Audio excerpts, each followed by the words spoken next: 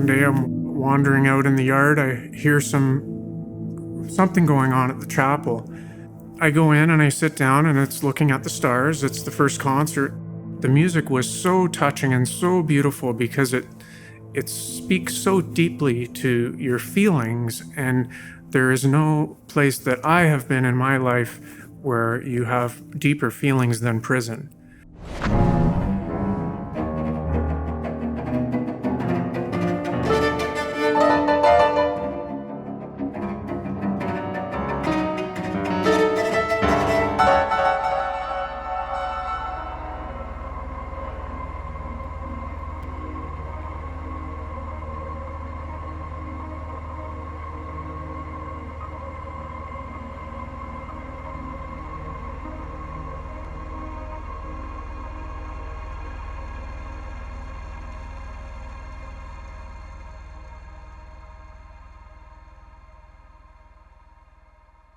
All of us started innocent.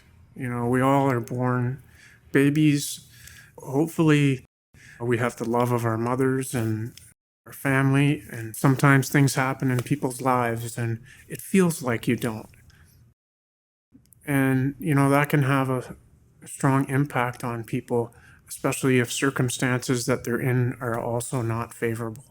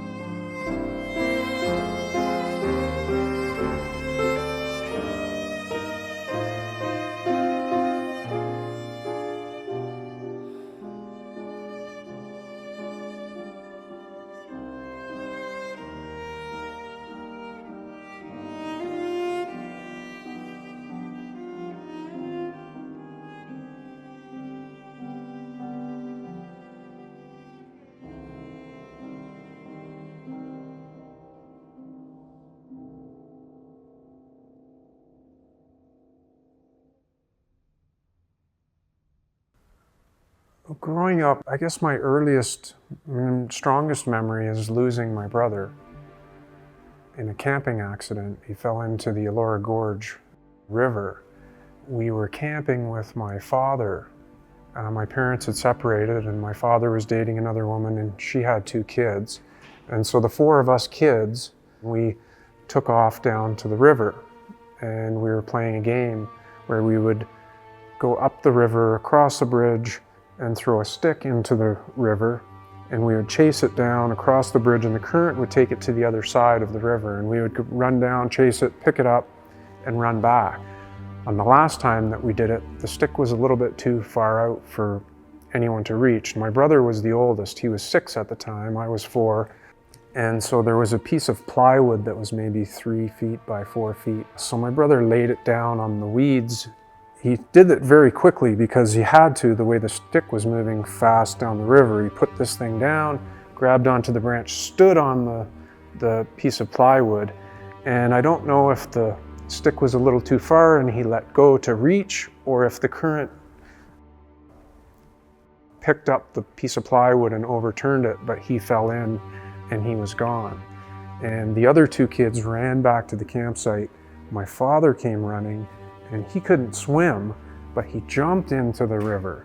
Fortunately, it was only up to his waist, and he was trying to clear the water, looking and yelling, "Where did he fall? Where did he fall?" And I'm pointing to where he fell, but I remember feeling how hopeless it was. There's no point. He's gone. And the next thing I remember is my father. He was just so intent.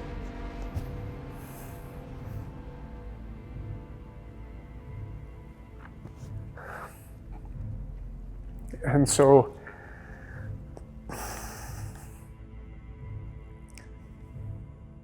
that really destroyed my father in that experience. And he felt so guilty that he didn't feel like he could care for me anymore. And so I went to live with my mother.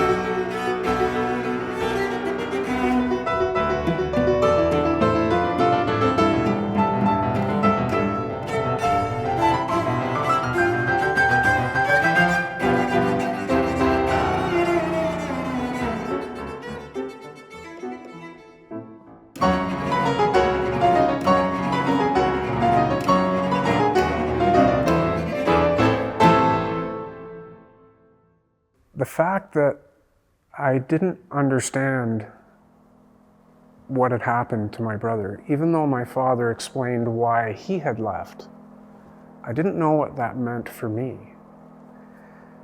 And it left me with a sense of disdain for the world and a sense of hopelessness and helplessness that at any point, anybody that I cared for could be gone, and there was no sense in it. So I just developed this disconnect from the world, and I think I was more focused selfishly on finding some thrill to escape from the negative emotion.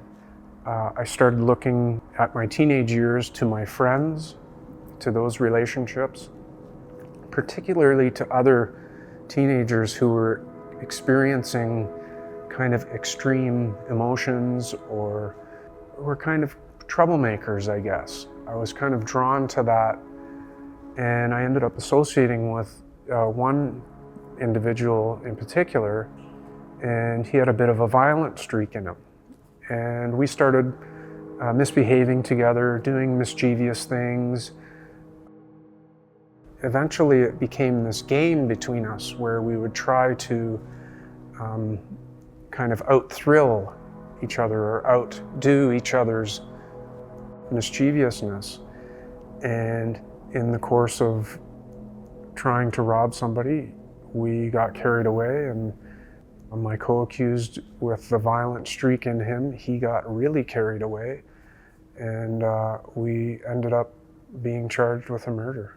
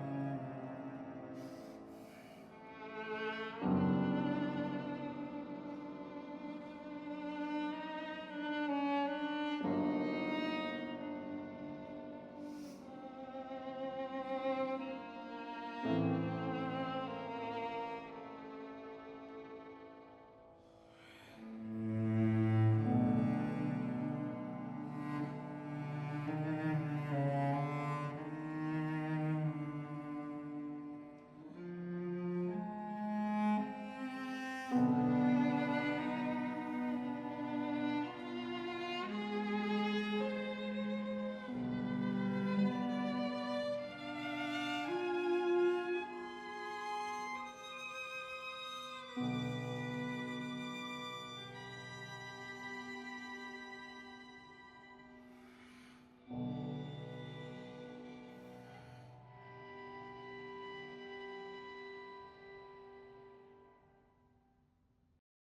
was first arrested when I was 17, so I went to a youth detention center, and because my offense was very serious, and it was a violent offense, I was transferred to adult court, and then I went to trial as an adult, and then when I was convicted for the offense, I went to the federal system as an adult, and I spent 18 years before my first release in 2007. Most people in the prison system have some sort of trauma, neglect, or abuse, and it's gone unaddressed.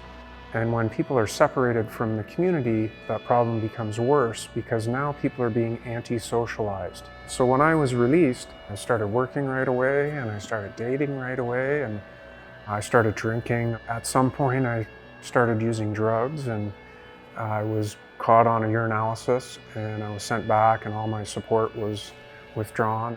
And then the parole board has 60 days or 90 days to see you. But I felt so overwhelmed by the loss of support and the reports that they write about how terrible you are. I didn't even try. I withdrew my opportunity to see the board. I was devastated. I attempted suicide actually about 8 months after that suspension or after that revocation.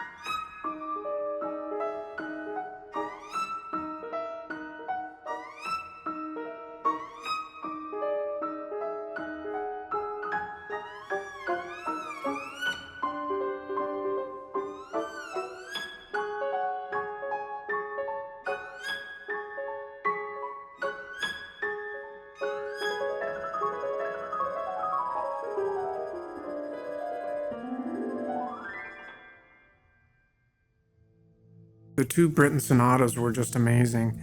The energy, the confusion, the conflict, it brought me back to the prisons, to the concrete and the steel and the echoing noises and the aggressive attitudes, the fear and the anxiety that's kind of all crashing and whirling together. It was very touching to know that these musicians really understand that and can play this piece, and everyone's thinking hopefully about their own conflict and their own battles and wars that we're all going through.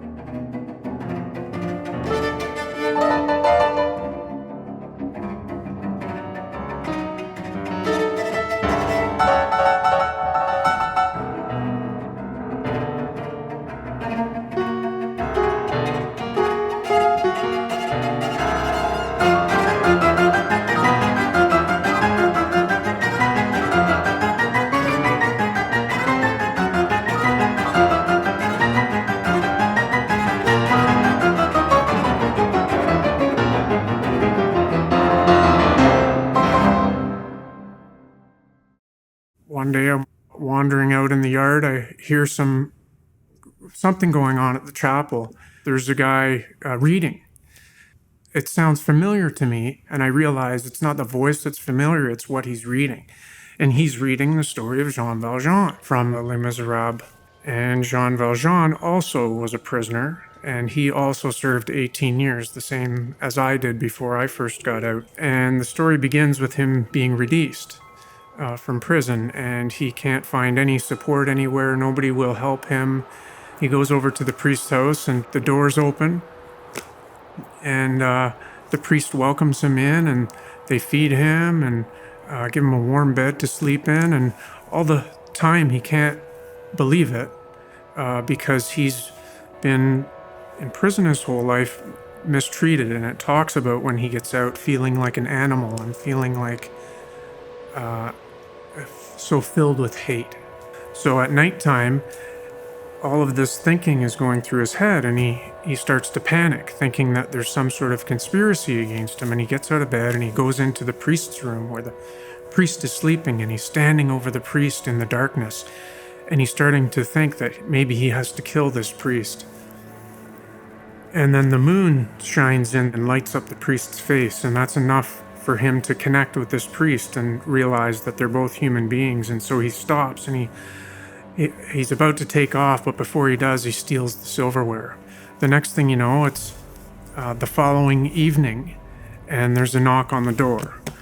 And that's the part of the story I think that is an important one that I'd like to read. "Come in," said the bishop. The door opened.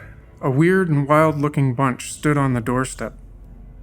3 men were holding a fourth by the scruff of the neck. The 3 men were gendarmes. The other man was Jean Valjean. A sergeant of the gendarmerie, who seemed to be the leader of the group, stood nearest the door. He came in and strode over to the bishop, giving him a military salute.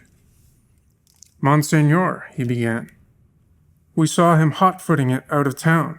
He looked like he was on the run, so we arrested him to be on the safe side. He had all the silver." But Monseigneur Bienvenu had gone over to the man as fast as his old pins would carry him. "Ah, there you are," he cried, looking straight at Jean Valjean. "I'm glad to see you. But heavens, I gave you the candlesticks too, you know. Why didn't you take them with the cutlery?" Jean Valjean's eyes nearly popped out of his head. He looked at the venerable bishop with an expression no human tongue could convey. "Monseigneur," said the sergeant, "we can let him go?" "You must," said the bishop. The gendarmes released Jean Valjean, who visibly shrank back. "My dear friend," said the bishop, "before you go, here are your candlesticks. Take them."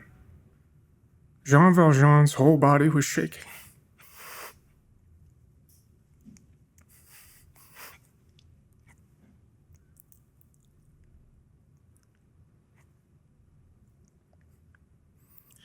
He took the 2 candlesticks automatically. The gendarmes headed off. Jean Valjean looked as though he were about to pass out. The bishop went over to him and said to him in a voice just above a whisper, "Don't forget, don't ever forget, that you promised me to use this silver to make an honest man of yourself."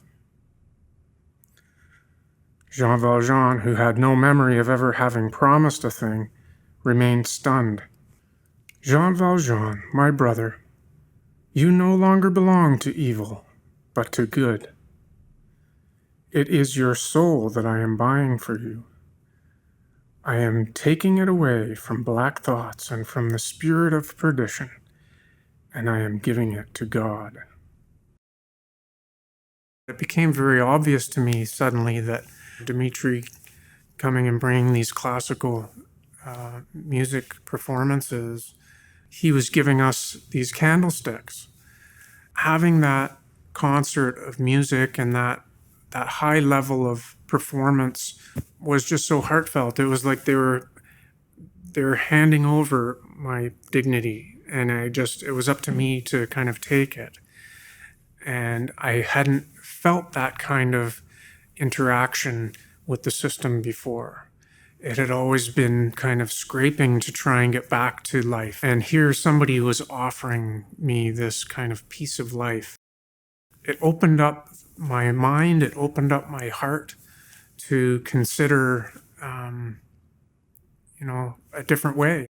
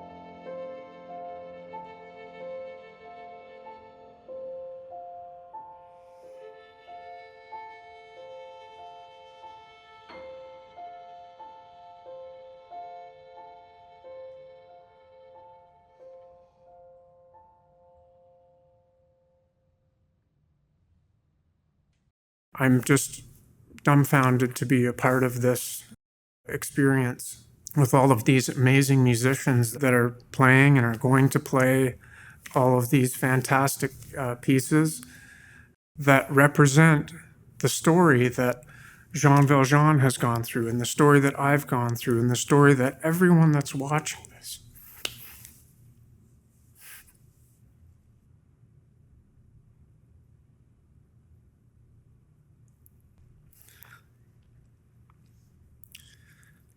Yeah, it's a really tough system to work yourself out of once you've gotten into a cycle. And I know a lot of people that happens to, and I don't think I'm any better or worse. I made it because of the people that have helped me along the way. That's why I feel so deeply about this kind of project and about sharing my experience with people. It's so easy to fall into despair if you don't have the supports around you. There's too many things that are separating us today, whether it's race or creed or religion.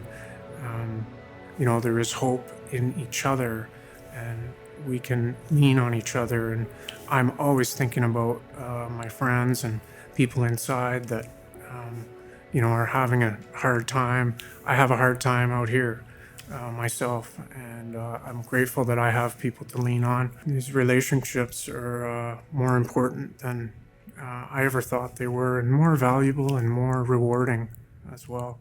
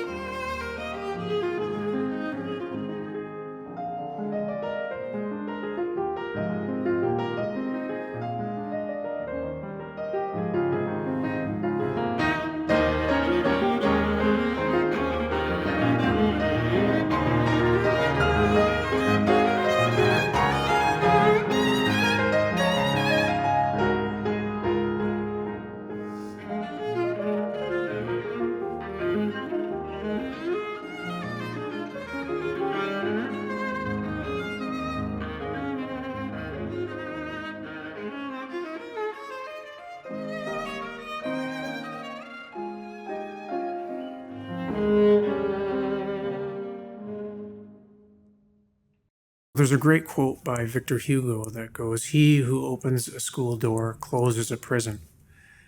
And it's very true. And I know education is the second only to family as far as factors that contribute to rehabilitation. There could be a lot more education, not just for prisoners, but also for the community as far as the issues that lead prisoners into the prisons. Issues around crime that usually in at least cases of financial crime, we're talking about disparities. We're talking about people like Jean Valjean who didn't have enough money to buy bread. And so he ends up trying to get food for his family and being arrested for that. And that's a story that continues today. And we see the rates of poverty, and the people that are in prison are from that demographic of people. And we need to support people when they do things that we don't like, because almost all the time it's the same things that they don't like. But there's hope, and there are all kinds of opportunities, whether it's something like this with Looking at the Stars. There's all kinds of opportunities, especially right now with the social justice movement happening in the community. People are not happy with the results that we've been getting from some of the systems that we've been using, and change has been accelerated. There's value in the experience that I've had, and there's value in the experience that people are having in prison. It's not a negative thing. It's going to become a positive thing. It doesn't feel good now. If you had gone to university, you wouldn't be here. This is your university. When you get through this, if you do it right, then you move on and you'll get yourself a great life. You just have to make sure you're paying attention now and doing what you have to do, I think.